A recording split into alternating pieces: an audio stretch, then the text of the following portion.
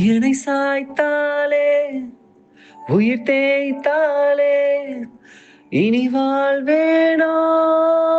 இனிதாக தடுமாறாமல்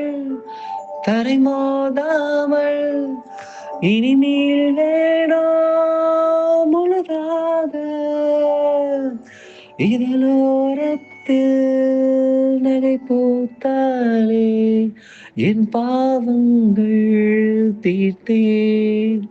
மலையீரத்தில் நனையாமல் நான் வெளியேறத்தான் பார்த்தேன் நடக்கிறவரை நகர்கிற தரை